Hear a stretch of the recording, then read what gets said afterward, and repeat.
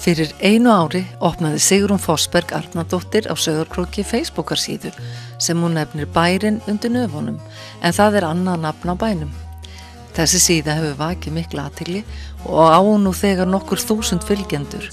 Sigrún að læra safnafræði og segir áhuga sinn á gömlum tíma hafa bara aukist með árunum. Auk þess að safna myndum og fróðleik á Facebookinni býður hún fólk upp á leiðsögn í gönguferðum í gamla bænum. En hún velur leiðsögumanna húfuna að mikilli kostgæfni. Ég byrja yfirleitt alltaf svona hverja ferð á því að velta fyrir mig með hvað húfu langar mig að vera í dag. Já. Stundum ég með lúðrasveitarhatt sem afi minn átti. En í dag var ég sem að vera með hatt sem karlakórshattur. Sem að maður sem að hét Svavar. Og hann hét Svavar Sigurpjörtur Guðmundsson en var alltaf kallað Svavar Guðmundsson. Ég sem að vera með hattinn hans í dag og það eiginlega markast mikið til út af því að á föstudaginn síðasta þegar ég lagði mig eftir hádegi þá var kona að taka til í heima hjá sér og var að taka niður innréttingu og þá detta niður þessi 3 bréf, öll stíluð á hann. Nú, síðan hvenær eru þau? Þau eru svona 70 ára gömul, frá 1945 og 1944. Haldur hann hafi verið að gera með þau bak við innréttinguna? Ég met eftir hug hann hefur verið að byggja og svo hefur hann bara einhvern veginn og svolítið gaman, hann skráður til dæmis til heimilis að Bifröst. Já. En þar bjuggu þau hjónin einmitt tíma. Og eitt bréfið nú skrifað af, hann svolítið erfitt, Níls Rameliusi. Þessi maður var mikið í Hvítasunnuhsöfnuði, Svavar. Já. En mér þótti virkilega vænt að fá þessi bréf og þau eru heima hjá mér en eru að sjálfsögðu leiðin upp á safn. Já. Og það mjög mikilvægt fyrir alla sem finna svona gamla muni að það fari á safn, á almenningssafn til þess að hver sem geti notið þess. Það eru margar fallegar götur í gamla bænum á Sauðárkróki. Ein af þeim Skógargatan og hana ætlum við að ganga. Það sem að mér finnst skipta máli þegar við erum að tala Sauðárkrók, það náttúrulega þróun hans. Þetta Sauðárkrókur 1893 og þá faktískt séð ekkert svo mikil Skógargata. En stórhugur að byggja svona stóra kirkju fyrir svona örfáar hæðir. Og þá var náttúrulega rann Sauðáin í gegnum bæinn sem að núna búið að leggja árveg fyrir. Og hérna sést Sauðáin og hér þá kirkjan. Og hér læknishúsið sem einmitt komið upp á Skógagötu núna. Já, og hérna eru þessar flæðar sem að... Já, flæðarna sjást eiginlega betur á þessari mynd. Já. Þetta tjaldstæðið okkar. Svolítið gaman þegar að ferðafólk að koma í gönguferðir og átta sig á því að þau eru í svona eiginlega... Og það ástæði fyrir þetta við Skagfirðingar köllum þetta flæðar. Já. Þetta svæði þarna. Já, þarna en öll byggð sunnan við kirkju kemur ekki fyrir eftir 1900. Gaman að sjá þessa þróun. Já, þannig að nú skulum við bara labba af stað og ég segi nú alltaf frá kirkjunni. Mér finnst hún náttúrulega, hún svona það verk okkar sem við gerðum hvað best í svona samvinnu. Hún var mikið samvinnuverkefni. Við vorum með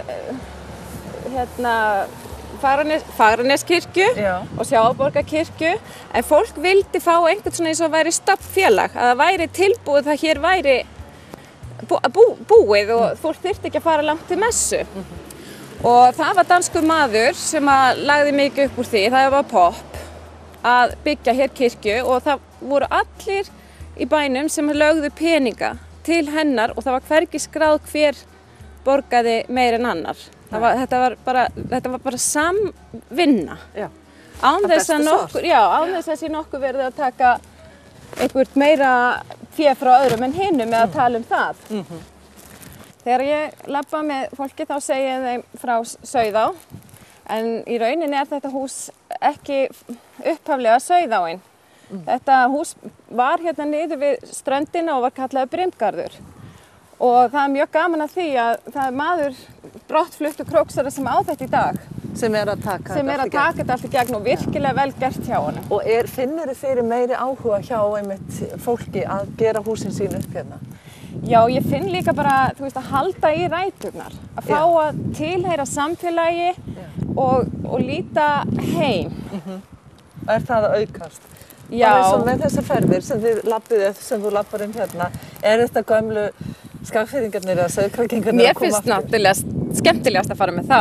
Mér finnst það miklu skemmtilegra einfaldlega vegna þess að þá fær náttúrulega Ísleifur betur notið sín. Að maður svona setur hann ekki beint yfir á ensku. Nei.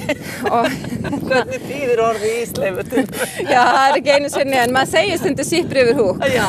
Maður gerir það stundum. Já, svona kanni.